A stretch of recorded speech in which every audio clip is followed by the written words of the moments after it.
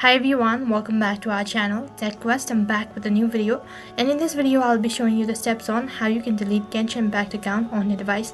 I'm going to be showing you step-by-step procedure. Make sure to watch this video till the end and follow the instructions as guided. So in order to delete your Genshin Impact account, first thing you have to open up your web browser, and then on the search box you'll need to type in the link that is genshin.hoyover.com, and I'll also make sure to leave the link on my description box below.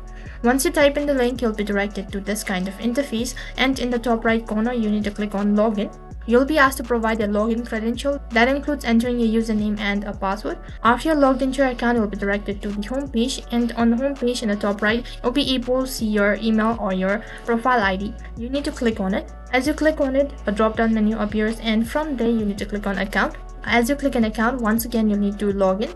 So for that you need to provide either your username and email and a password, and then click on login. As you click on login, you'll be directed to account management, and in the left hand side bar you'll be able to see options. So from there you need to click on account security and settings. Now you'll redirect to account security settings page.